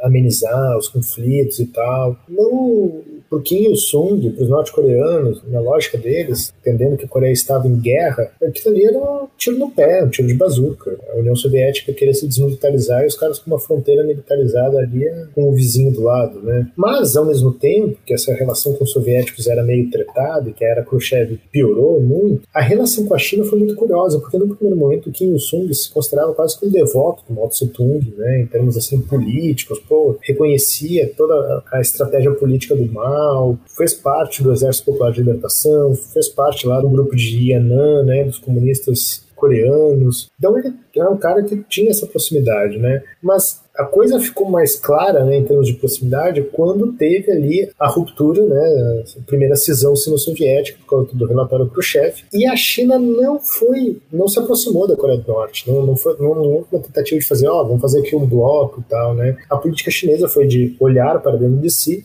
e daí criaram, né, enfim, uma série de políticas ali que geraram, né, uma série de conflitos. Já falei disso em outro momento, né? Mas, enfim, a política do grande salto para frente e tal, ela vai fracassar, vai ter uma série de lutas internas do Partido Comunista Chinês, e a China lá vivendo esse momento, e a Coreia do Norte começa a pensar assim, os chineses, né, estão completamente errados. Esse momento que eles estão lá brigando para ver qual é a política certa de desenvolvimento e tal, eu já dei o caminho certo, aqui é a industrialização pesada, não tem outra coisa. Estão lá brigando, revolução cultural e tal, não, eu já dei aqui o caminho, já me livrei dos soviéticos muito antes da revolução cultural. Então, quem começa a meio que desprezar essa via chinesa do Mao Tse-tung ali no final dos anos 60, né, no início dos anos 60. Então, no momento em que a União Soviética brigou com a China, o que seria esperar talvez fosse que a Coreia do Norte se aproximasse dos chineses. A Coreia do Norte foi se isolando cada vez mais, na verdade, né, de reconhecer que a China também não é exatamente o parceiro ideal. A Coreia vai tentar se aproximar da China depois, ali no final dos anos 70, porque, enfim, teve a Guerra do Vietnã e tudo mais, mas aí nesse é o momento que a China está fazendo a diplomacia com os Estados Unidos, né, então assim, não quer ter que segurar a Coreia do Norte, não segurar esse rojão. É muito curioso isso daí, por que eu estou falando essas coisas, né, porque no final das contas, o caminho que a Coreia do Norte se desenvolve do seu tipo de socialismo, ele chega ali no início dos anos 70, ele não é nem pró-União Soviética e nem pró-China. Ele meio que joga com esses países e ao mesmo tempo considera que o caminho socialista de um e de outro não serve para eles. E daí tem uma série de questões disso daí, inclusive que tipo de socialismo é esse que a Coreia do Norte está desenvolvendo. Mas a ideia de autossuficiência que o Kim Il-sung está falando lá em 55, né, que depois se reforça nos anos 60, novos expurgos, inclusive, mas que reforça esse militarismo, em certo medida garante que, mesmo tendo limado alas pró-China e alas pró-soviéticas do partido dele, o Kim Il-sung garantiu que ele não vai ser manobrado por nenhum dos poderes, ou seja, nem por chineses nem por soviéticos. E ao mesmo tempo, porque daí entra a história com a Coreia do Sul, ao mesmo tempo ele reconhece que a Coreia do Sul está em guerra com eles, né? A guerra não acabou, e daí, enfim, coisas da Guerra Fria entre esses países, né? Tanto a Coreia do Sul nos seus regimes ditatoriais, né, quanto a Coreia do Norte no seu regime, que também pode ser considerado um regime ditatorial, eles começam a se militarizar cada vez mais e fazer ações de guerrilha, de sabotagem, de espionagem um com o outro. Há revelia muitas vezes dos seus aliados maiores, dos Estados Unidos, União Soviética, que o que mais queriam nesse momento era que essa região se pacificasse de uma vez e tal, porque, enfim, né, para não criar um conflito nuclear num território que não era, talvez, de importância estratégica como outros territórios, né, no cenário geopolítico. Então, assim, a relação entre as Coreias nesse momento, e daí ajuda a fechar essa leitura, a relação entre as Coreias é uma relação de entendimento que a guerra não acabou, né? Mesmo a zona desmilitarizada existindo e tudo mais, a guerra não acabou. Depois isso vai mudar, claro, nos anos 90, principalmente nos anos 2000, ali, 2010, mas assim, esse sentimento ele é fundamental para entender essa militarização também dos dois países. Para a gente não entender, inclusive, essa militarização como restrita à Coreia do Norte, né? Mas enfim. Facilitar aos indivíduos os meios necessários para o seu livre desdobramento. Terras, máquinas, alimentos e bibliotecas. E depois deixar que ele se desenvolva na medida de suas energias. E a partir dos anos 70, aquele crescimento que a gente conversou antes, começou a dar sinal de esgotamento e tal, né? Por que isso aconteceu? Então, tem duas coisas, na verdade, que eu acho que ajudam a entender por que isso aconteceu. Primeiro, né, a Coreia começou a crescer o seu orçamento militar cada vez mais, né? Isso foi, em certo sentido, debilitando algumas bases, né, dessa economia autossuficiente norte-coreana. A própria ideia de mobilização em massa das frentes de trabalho começa a se esgotar e tal, né? Ela não está se revertendo em bens de consumo, como eu falei antes, né? Tudo muito pesado para a indústria ocidental. Então, ali no início dos anos 70, a Coreia começa a pedir empréstimos internacionais para desenvolver suas indústrias de bens de consumo para, enfim, bom, já conseguimos fazer uma estrutura sólida e tal, agora a gente tem que construir essas indústrias de bens de consumo com certa velocidade, porque, né, agora o risco de uma tensão social se agravar é grande, né? Só que no momento que a Coreia começa a fazer alguns desses empréstimos, surgem dois problemas. Primeiro, a gente tem a dolarização da economia global, ali a partir de 72,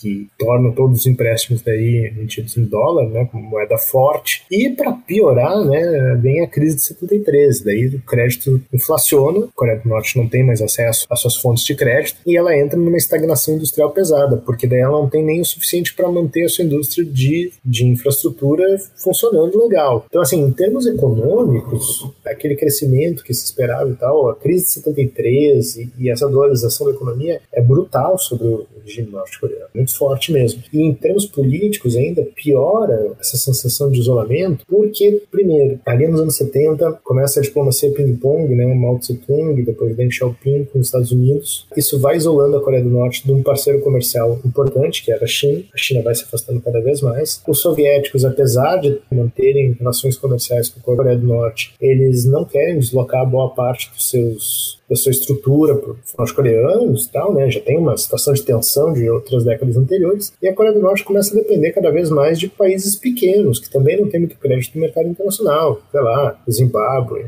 Romênia, países que recém, por causa do Zimbábue, né, que recém está se tornando um país independente, ou a Romênia, que estava dentro da esfera ali de país satélite da União Soviética naquele momento. Então, assim, em certa medida, aquela estrutura industrial que a Coreia criou, ela não deu fruto para os bens de consumo. E no momento que dependia dos bens de consumo, no momento que dependia da expansão dessa indústria de bens de consumo, veio esses dois movimentos da economia global que solaparam de vez essa possibilidade. Em termos da infraestrutura econômica norte-coreana, o que chama mais atenção é que nos anos 80, a Coreia do Norte já está devendo muito dinheiro por conta do crédito das letras de crédito que ela assumiu nos anos 70, e a industrialização para. E aí é uma complicação danada, né? A industrialização coreana para, eles perdem horrores em exportação, né? Muito dinheiro perdido, né? Que a exportação industrial que eles podiam fazer para outros países agora meio que dá uma cortada, que era a única fonte que eles tinham de dólar naquele momento, né? Então, assim, começa um processo nos anos 80, que eu acho que ajuda a entender um pouco da paisagem norte-coreana hoje, que é esse retorno à agricultura, né? Então, assim, olha, a gente precisa, sei lá, retomar os campos e tal, a indústria não vai se acelerar, a gente não vai ter acesso à moeda, né? A dolarização da economia global, a gente não vai ter acesso, e pior ainda nos anos 80, né? Porque daí, enfim, crescimento da FMI na época, claro, mas, para piorar, em março de 83, a Coreia do Norte comete um atentado contra o presidente da Coreia do Sul, ditador da Coreia do Sul, na verdade, na Birmânia, Burma, e esse atentado é muito mal visto, porque, enfim,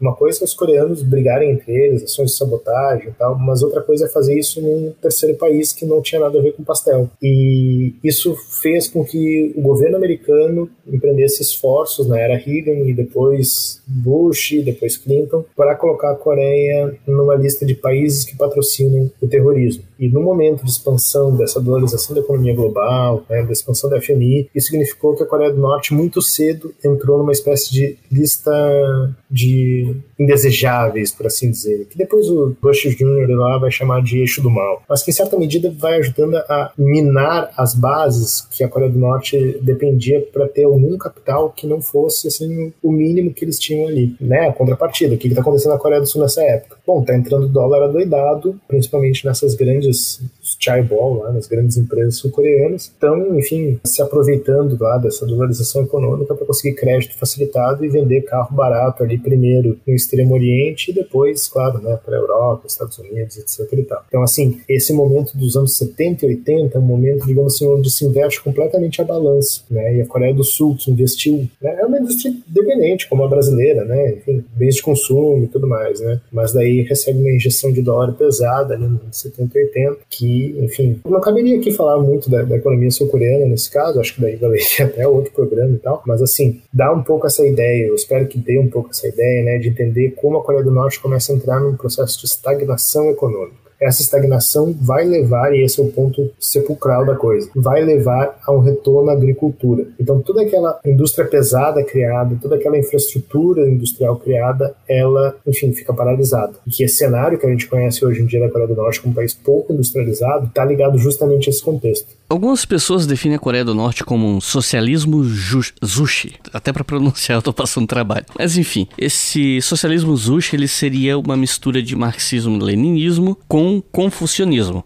E eu queria que você tentasse explicar melhor essa, não sei se eu posso chamar de doutrina, para o pessoal que está ouvindo, né? O que é uma mistura de marxismo-leninismo com confucionismo? O que é isso na prática, né? Cara, sim, eu vou voltar um pouquinho essa pergunta, na verdade, porque é uma salada mesmo essa ideia do marxismo e confucionismo e tal. Mas, assim, na Coreia, a estrutura, digamos assim, ideológica ou religiosa, talvez como a gente pudesse chamar, o neoconfucionismo, ele praticava uma necessidade, digamos, de comportamentos éticos e racionais, estruturas sociais, governança, família, comércio, fazer as coisas de forma ética e racional, reforçando estruturas hierárquicas e tudo mais. E é um sistema que tinha na China, mas que na Coreia, enfim, se difundiu, e a Coreia, o reino ermitão e tal, isso ficou muito, muito pautado. Só que quando a Coreia do Norte, né, assume o poder e tal, o Kim Il-sung, né, o cara é marxista-leninista de formação, oficial do Exército Vermelho, começa uma campanha assim, olha, a história do confucionismo, ela é uma história de superstição e tal, a gente é revolucionário, a gente tem que abolir essas regras do passado. E criou uma ideia de abolir a influência das religiões no âmbito âmbito do Estado. Tinha altas taxas de alfabetização, se orgulhava de que confucionismo, budismo, cristianismo não falava nada para os jovens e tal. É uma espécie de política de ateísmo de Estado, por assim dizer. Bom, onde é que entra daí a coisa, então, do neoconfucionismo? O termo Juche, para alguns historiadores, Bruce Cummings sendo talvez um deles, ele fala que isso daí talvez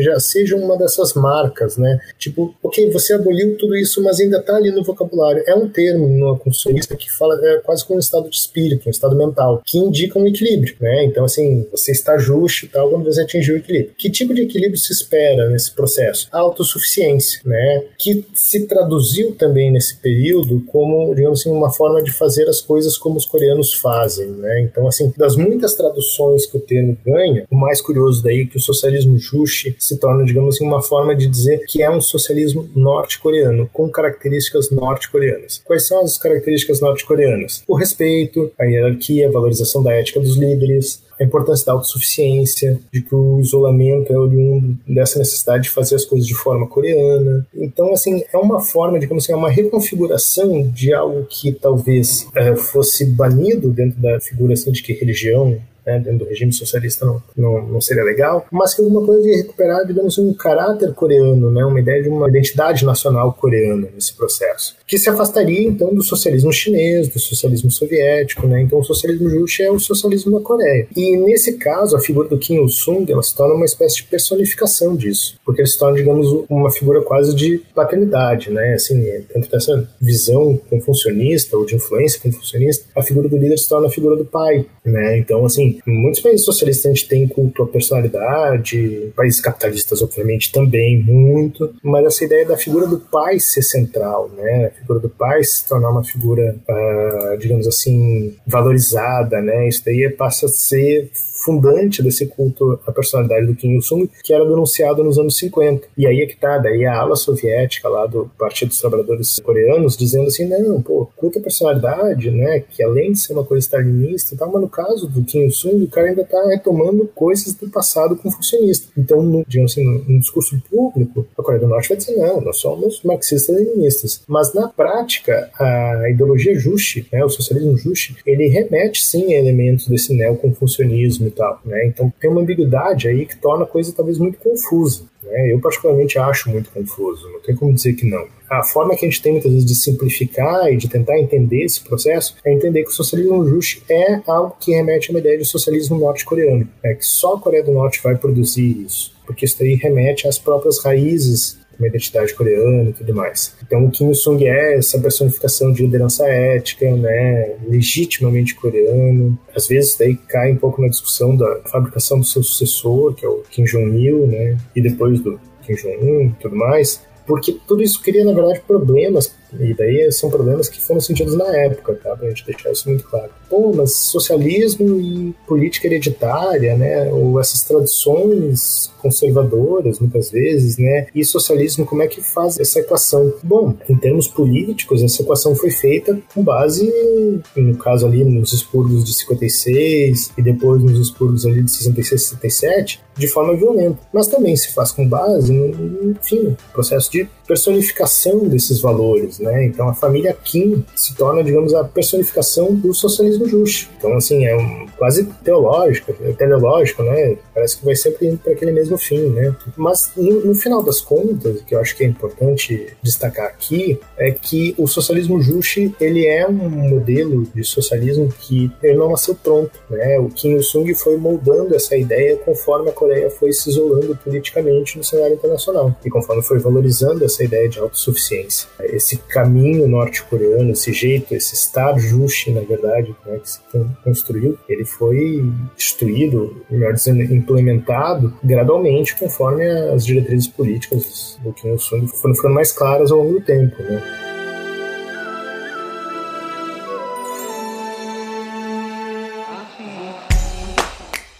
Se você quiser colaborar com o História FM, você pode fazer isso via Pix, usando a chave leituraobrigahistoria@gmail.com. E assim você colabora para manter esse projeto educacional gratuito no ar.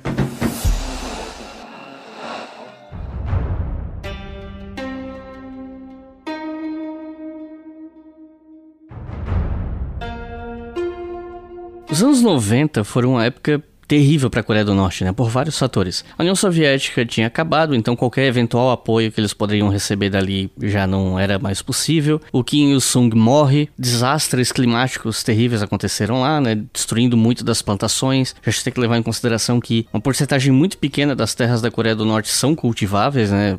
Sei lá, 20%, é um número muito baixo. E aí, nesse momento, a fome na Coreia do Norte foi um problema muito sério. O que a gente pode falar dessa época? Então, é uma época bem complicada, na verdade, né? Se para dizer o mínimo, né?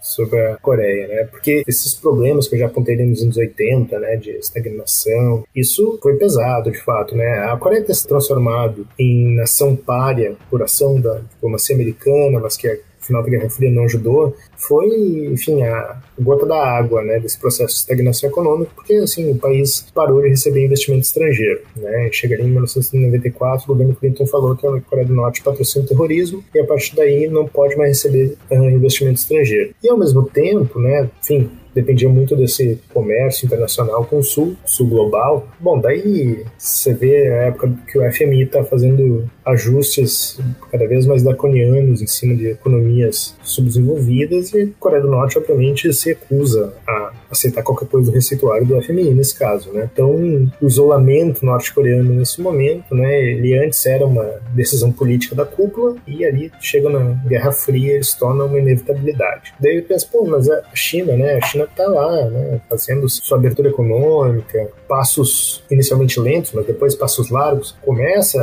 a se aproximar talvez do que a gente chamaria de uma economia de mercado.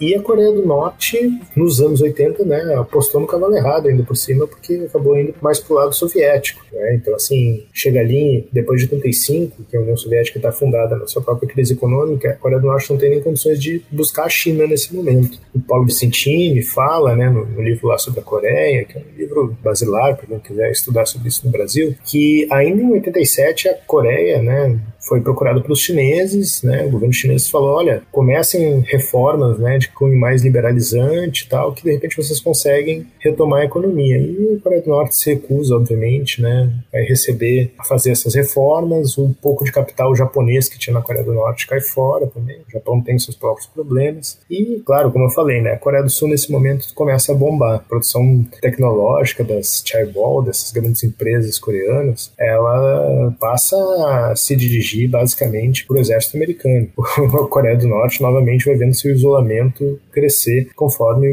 o Sul vai disparando economicamente. Daí chega esse período que você falou, né, o Iclis, né, 94, 96, que assim, parece que tudo que podia dar errado, daria errado, né? Porque primeiro, né, os Estados Unidos vai colocar a Coreia do Norte na lista dos terroristas, que eu falei que é um golpe duríssimo, na verdade, para captação de capital estrangeiro. O Kim Il-sung vai morrer, ele já tinha garantido lá que o Kim Jong-il, o seu filho, ia fazer a sucessão e tudo mais, mas é um golpe duro, né, na estrutura política do país. E, por fim, entre 94 e 96, tem uma série de enchentes que vão destruir boa parte da capacidade agrícola do país. O país tem condições, inclusive, de fazer as obras de infraestrutura para evitar essas enchentes, né? Algo em torno de 2% da população norte-coreana vai morrer de fome nesse período. Os dados são incertos, mas, enfim, é chamada marcha penosa, que os coreanos vão chamar, que é um período, assim, de devastação econômica muito grande, né? Então, assim, a capacidade agrícola vai cair, e vocês lembram, né, eu já tinha falado, né, o caminho para a agricultura já tinha sido dado, né, já estava indo para esse lado. Mas, assim, para além disso, na verdade, o que mais chama atenção é que quando o Kim Jong-il vai assumir o poder, né, o caminho que ele vai seguir, vai ser um caminho, digamos assim, para consolidar a transição do pai, né? Então, assim, ele vai fazer um caminho que vai garantir que os militares, apesar de toda a crise econômica, vão ser o grupo primordial. Então, vai ser traduzido num outro conceito complementar ao jushismo, né, o jushi,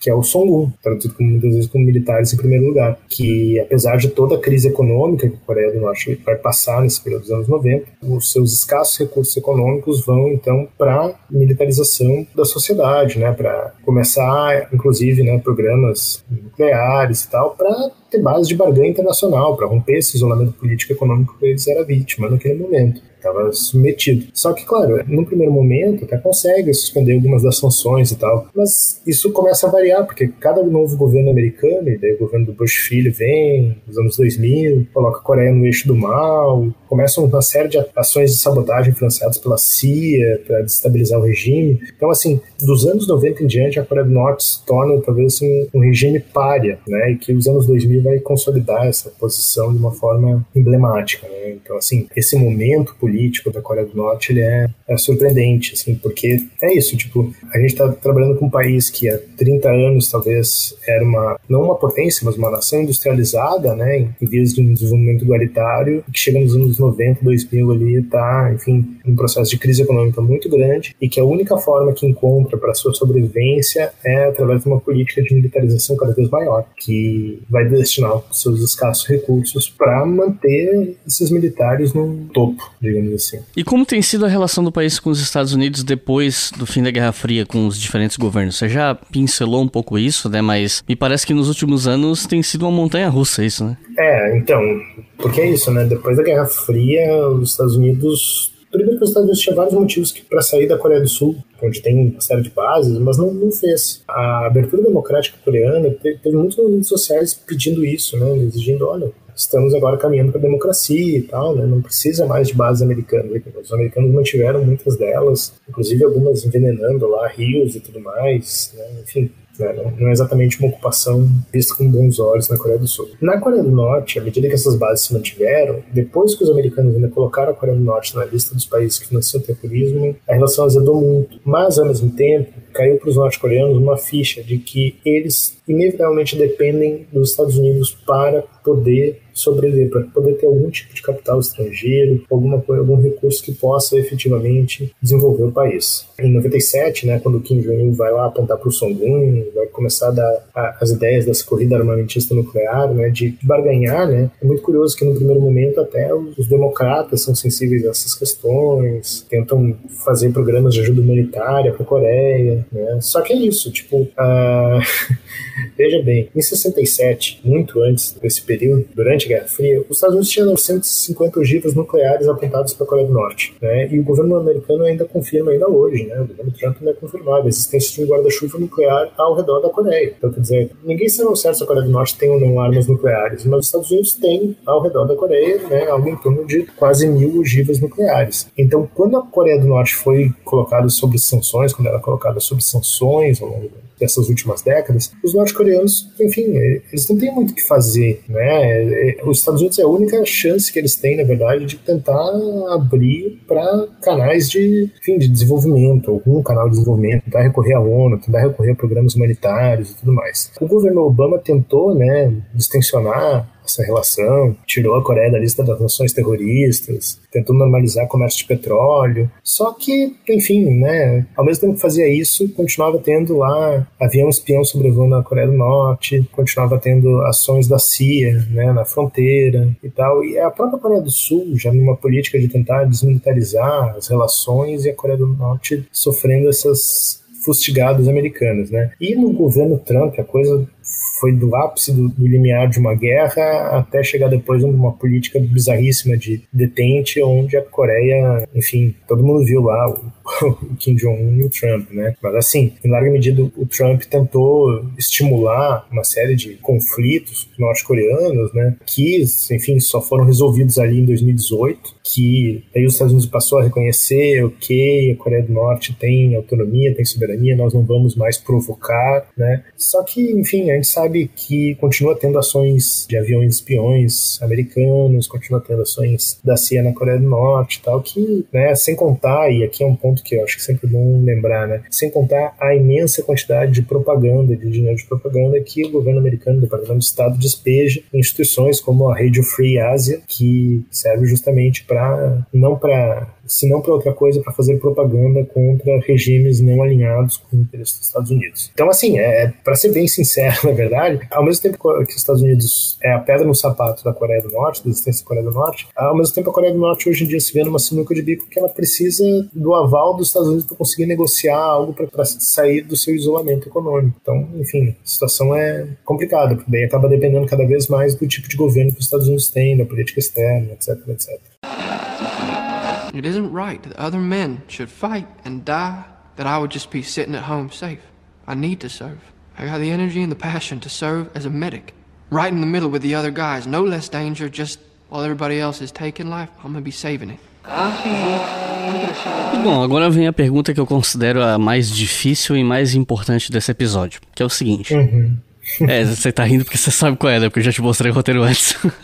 Enfim, a Coreia do Norte é um tema bem complicado de se estudar, ou até pra se informar casualmente, né? Porque é um dos temas que mais desperta ódio e paixões, né? Se vocês procurarem o post desse episódio nas redes sociais, é bem provável que vocês vão encontrar gente surtando, né? Então, e por que isso é difícil? Porque, por um lado, muita gente se informa sobre a Coreia do Norte por uma propaganda oficial do governo de Pyongyang, né? E outros acreditam em tudo quanto é notícia bizarra que sai de lá. E aí quem tenta olhar... E aí quando eu digo notícia bizarra que sai de lá, eu não tô nem falando notícia que vem de dentro da Coreia do Norte, mas essas notícias que vocês veem de vez em quando em portal, na imprensa ocidental, digamos assim, né? Tipo aquela coisa de, dia tal ninguém pode sorrir, só tem lá 20 modelos de cabelo pra cortar, porque é proibido, não sei o quê. Então você tem tanto, de um lado, o pessoal que acredita piamente na propaganda oficial de Pyongyang, e você tem esse pessoal que acredita em qualquer coisa que trate a Coreia do Norte como uma grande aberração e por aí vai. E aí quem tenta ter um olhar mais crítico, eu não tô nem falando um olhar pra passar pano ou pra criticar ofensivamente, eu tô falando olhar crítico no sentido de tentar entender esse país, fazer as críticas forem justas e filtrar esse ruído, né, todo esse fogo cruzado, acaba ficando numa situação um pouco complicada, né, é um pouco difícil às vezes saber o quanto há de verdade ou não em algumas notícias que aparecem. Então eu queria pedir pra você comentar sobre essas notícias que rolam por aí sobre a Coreia do Norte, tanto positivas quanto negativas, né? E eu queria saber o que você pensa do regime norte-coreano, que dicas você daria pra quem tá ouvindo esse episódio e quer ficar mais atento pra tentar achar conteúdo sério sobre a Coreia do Norte no meio de tanto ruído, tanta propaganda. Enfim, eu sei que essa pergunta acaba levando pra um lado mais pessoal, porque eu tô perguntando o que você acha, né? Mas é porque realmente, a Coreia do Norte é um assunto muito polêmico, tem toda a conversa sobre violação de direitos humanos, de campos de concentração pro pessoal que tenta fugir, mas aí do outro lado você tem um monte de notícia bizarra na imprensa ocidental também. Enfim, é um tema muito complicado, né? É difícil saber por onde se informar às vezes. Então eu queria, enfim, ouvir de você o que você pensa sobre tudo isso, como você acha que dá pra se informar melhor ou ter um olhar crítico, se essas acusações de violações de direitos humanos e de ser um regime super repressivo tem algum fundo de verdade ou não, enfim, fica à vontade. Bom, Icas, eu acho assim que pra quem tá esperando ler notícias sobre a Coreia do Norte que seja isenta ou neutra, tá ralado, assim, né?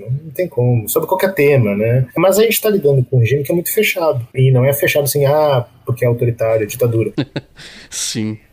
Claro, não vou negar isso, mas ele é fechado também porque sua política internacional é isolacionista, se tornou isolacionista desde os anos 80, né? Então, assim, muito do que a gente chega pra gente já está filtrado por uma série de outros canais. Daí tem a imprensa oficial do regime, né, que vai divulgar. Hoje em dia a gente tem acesso à internet e vê isso via internet, né? Então, alguns dos principais feitos do governo e tudo mais. E daí, por outro lado, a gente tem essa imprensa ocidental, que é o principal filtro, né, as grandes agências de notícias, e que, como o próprio esses conselheiros de segurança do Trump, o Joe Bolton, já admitiu, enfim, é nelas que alguns agentes da CIA plantam notícias falsas. E o que não é plantado pela CIA, né, a propaganda oficial do regime, é muito pouco do que chega para nós. E mesmo quando chega, a gente tem muita dificuldade de ter discernimento. Para a gente que é historiador, né, a gente desconhece, por exemplo, se existe uma historiografia oficial, uma historiografia não oficial do regime, né? Você pode ter acesso até a alguns registros historiográficos oficiais e tal. Alguns historiadores que estudam isso falam que esses registros caberiam uma história da historiografia coreana e tal, mas que é sempre muito difícil de fazer, porque é isso, né? Acaba sendo uma visão oficial e tal. E, claro, não preciso dizer, né? Documentos norte-coreanos só são acessíveis dentro de um determinado grau de acesso ao Estado, ou seja, por membros do governo. Então, assim, não existe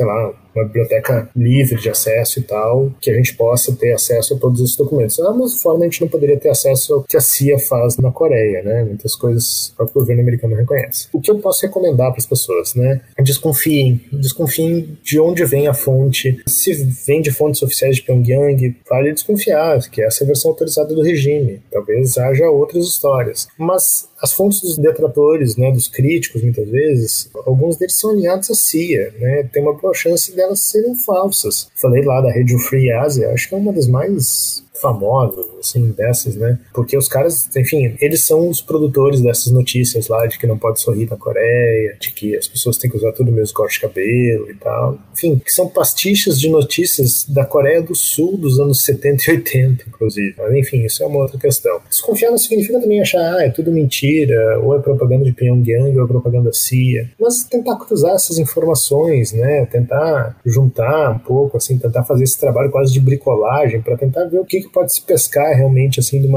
uma história, digamos assim, não oficial, seja não oficial da CIA, mas também não oficial do regime, para conseguir buscar alguma coisa nesse sentido. E é muito curioso também, porque no final das contas, um dos maiores problemas que a gente tem com isso é que a visibilidade é desigual também, né? As notícias falsas sobre a Coreia do Norte, elas se proliferam muito rápido, né? E as notícias verdadeiras sobre a Coreia do Sul, por exemplo, tipo a história lá do CEO da Samsung, eu acho fenomenal, ficou 5 anos sem saber se o cara estava vivo ou morto, que é uma coisa que os caras às vezes atribuem à Coreia do Norte, né? Ninguém sabe se o líder está vivo ou está morto, né? Morreu, está vivo. Pô, mas você vai para a Coreia do Sul, olha lá, a maior empresa de telecomunicações dos caras, e o presidente executivo está passando exatamente por isso, né? Então, assim, tem uma distribuição desigual dessas notícias que torna muito difícil. Agora, eu gosto de olhar esses relatórios sobre os direitos humanos, porque eles são considerados fontes mais ou menos confiáveis, eles passam por várias instituições, na verdade, né? E o regime de Pyongyang responde a eles. Tem um relatório de 2014 sobre direitos humanos na Coreia do Norte que acusa violações. O regime recusou as acusações, né? Mas tem uma troca de, como é que se diz, de acusações, né? De que a Coreia do Norte diz que ela cumpre mais direitos humanos do que os outros países, porque, enfim, garante moradia, garante alimentação, garante educação, etc, etc. Então tem pontos interessantes aí, você vê algo mais próximo, talvez, que a gente poderia chamar de um debate de versões aí, que nos ajuda, pelo menos, a pensar sobre a situação norte-coreana atual. Mas, assim, daí é eu falando, tá? É o Fernando, tá? A experiência norte-coreana é sui generis. Os norte-coreanos se orgulham disso, na verdade. Se orgulham nesse sentido de que o caminho deles é o caminho, enfim, né? É o caminho justo e tal, o caminho singular. Isso não só torna difícil o acesso, mas também torna difícil a própria reprodução de uma informação fora dessa escala norte-coreana. As coisas não são feitas para ter uma universalidade. Recentemente começa a ter centros de estudos para, enfim, difundir informação, mas isso é um movimento ainda muito recente, né? E nesse sentido, claro, muito ligado ao regime. Então, assim, do meu ponto de vista, a gente não tem uma boa fonte de informação sobre a Coreia do Norte que consiga driblar essas propagandas. Mas eu ainda apostaria, sim, que os relatórios sobre direitos humanos, eles dão alguma ideia. É por meio dos relatórios de direitos humanos que boa parte do Ocidente ficou sabendo da Marcha Penosa e entendendo ela, talvez, de uma outra forma que a Coreia do Norte. Enquanto para a Coreia do Norte a questão era um problema climático, em certa medida também econômico, para os relatórios de direitos humanos, isso também foi um processo que acarretou também a, como é que se diz, a profusão lá da ideologia Songun. Então acabou tirando recursos da reconstrução do país para os militares. Então tem polêmicas aí que acho que podem ser recuperadas e que tornam interessante, né? Mas assim, por mais que a gente faça toda essa mediação, eu acho que não tem como negar que a Coreia do Norte é um regime autoritário, que é um regime fechado. Eu sei que tem gente que vai discordar de mim. Ok, vamos pro debate, né? Provavelmente vai te chamar de agente do imperialismo também, né? Você tá ligado? Então, mas o meu ponto é que esse isolamento, e olha que engraçado, né? Esse isolamento da Coreia do Norte, esse fechamento, esse regime autoritário, ele é também uma resposta a esse cenário de guerra conflagrada, de sabotagens incessantes da CIA e tudo mais. Então, assim, a Coreia do Norte, ela não é ditatorial porque uma família, né, muito louca resolveu criar uma ditadura. Não, é porque os caras entenderam que era uma forma de sobreviver naquele contexto de Guerra Fria, principalmente no final da Guerra Fria. Me incomoda um pouco essa dicotomia que tem sobre a análise das Coreias, né, de que uma Coreia democrática, a outra autoritária. Pô, a história da Coreia do Norte é um pouco mais complexa do que isso. Até 45 as Coreias tinham a mesma história. E quando elas se separam, até pelo menos se a gente considerar 88 ali, quando começa a abertura democrática sul-coreana,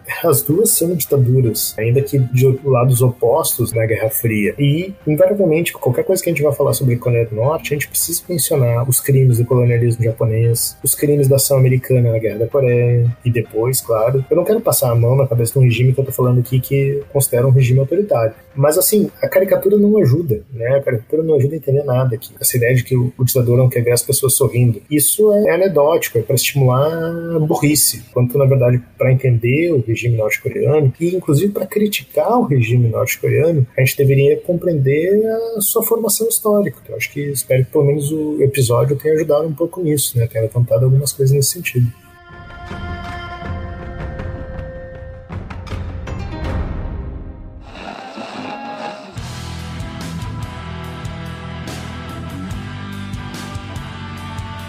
Recomendações de leitura para quem ouviu até aqui, se interessou, quer saber mais, quer ler sobre o assunto para não ficar só no episódio. Se você tivesse que recomendar 1, 2 ou no máximo 3 livros para iniciantes, pode ser inglês, português, espanhol, esses idiomas que teoricamente são mais próximos pra gente, né? Que livros você recomendaria? Bom, vamos lá. Eu cheguei a falar ali sobre As Damas de Conforto, né? Da graphic novel Dama, e também tem uma outra graphic novel que foi produzida no Brasil, que é Memórias de um Freixo, que são sobre os massacres, né? Basicamente, as Memórias do Freixo são sobre os massacres do sul da Coreia. Mas esses não são, enfim, são obras mais literárias, né? Graphic novel, mas é mais literário mesmo. Obra de história, bom, daí a gente tem uma única obra para falar sobre Coreia do Norte no Brasil, que eu acho que vale a pena ser lida, que é a do Paulo Vicentini, da Ana Lúcia Pereira e da Helena Melchiona, que é a Revolução Coreana, que é a edição da Unesp, né? Da História das Revoluções, que, enfim, é uma história bem didática, é pequenininho, acho que todo mundo consegue ler, que eu acho que dá uma boa ideia. Mas, para quem quiser se aprofundar mais, daí a leitura do inglês vai se tornar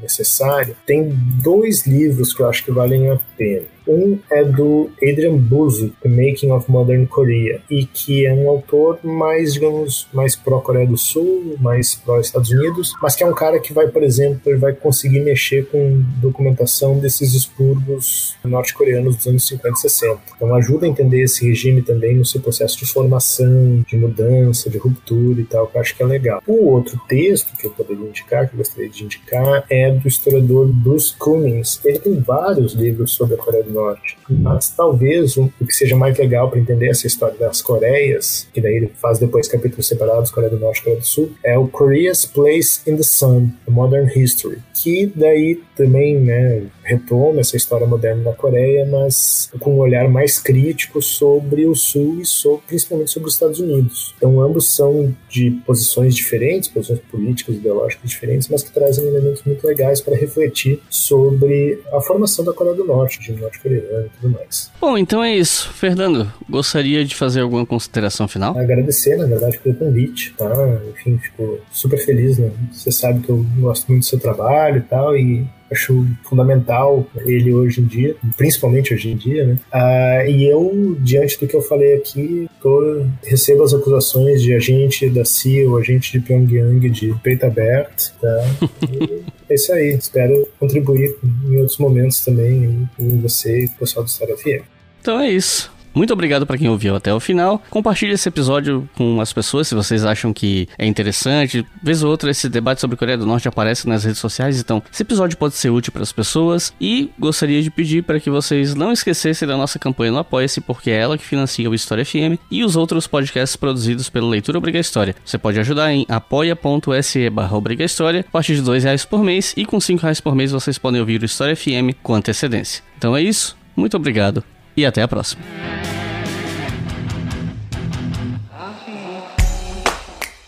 Se você quiser colaborar com o História FM, você pode fazer isso via Pix, usando a chave leituraobrigahistoria@gmail.com. E assim você colabora para manter esse projeto educacional gratuito no ar.